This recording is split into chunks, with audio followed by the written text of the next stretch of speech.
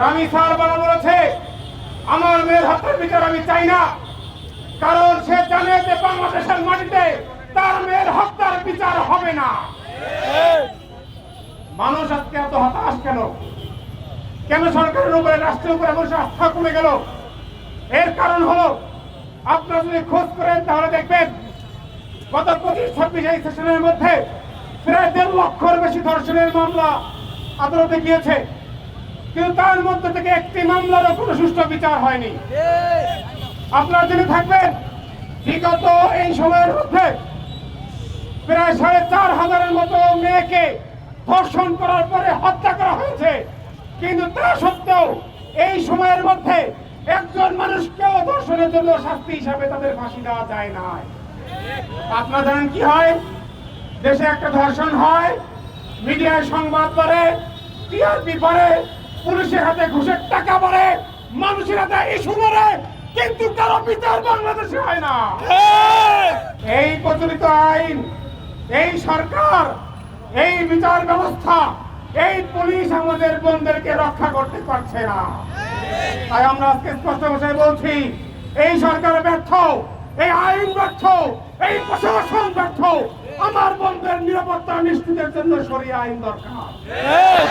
এইসব ফাঁকিবাজির আইন, এইসব চোখ দেখানো আইন বাংলাদেশের মানুষ এখন হতাশ হয়ে গেছে, ছুঁড়ে ফেলে দিয়েছে। তার সব থেকে বড় এক্সাম্পল হলো রামি স্যার বলেছে আমি জানি আমার মেয়ের হত্যার বিচার হবে না, আমি বিচার চাই না। সংগ্রামী সাথী বন্ধুগণ, আপনারা জানেন বিগত 1.5 মাস সংসদের মধ্যে অধিবেশন ছিল। আমরা ভেবেছিলাম স্বরাষ্ট্রমন্ত্রী আইন বিষয়ে পারদর্শী, সেখানে আইনের ক্লাস দিচ্ছেন। মাস্টার সালাউদ্দিন সেখানে সংসদে ব্যস্ত ছিল, আইন শৃঙ্খলা রক্ষা করতে পারে নাই। সংসদের অধিবেশন যখন শেষ হয়েছে, আমরা ভেবেছিলাম তিনি হয়তো আইন শৃঙ্খলার দিকে একটু মনোযোগ দিবে, কিন্তু আমরা কি দেখলাম?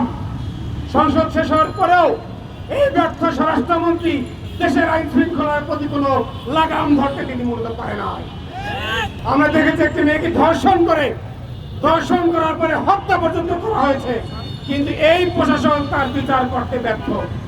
আপনারা খোঁজ নিয়ে দেখবেন, আপনাকে বিগত 2-4 বছরে শুনছেন ধর্ষণ করার কারণে কোনো ধর্ষককে ফাঁসি দেওয়া হয়েছে? দেখবেন হয় না।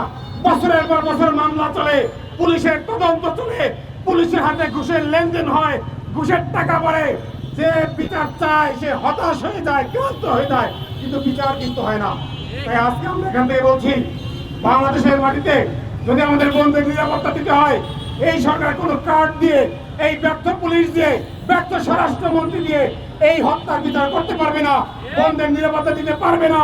তাই আজকের এই সমাবেশ থেকে ঘোষণা করছি, দেশে ধর্ষণ বন্ধ করার জন্য, দোষীদের বিচার নিশ্চিত করার জন্য দেশে শরিয়া আইন বাস্তবায়ন করতে হবে। সংগ্রামী সাথী বন্ধুগণ, আমার বোন রামি সরকার বিচার চেয়ে আমার সংক্ষিপ্ত বক্তব্য শেষ করতে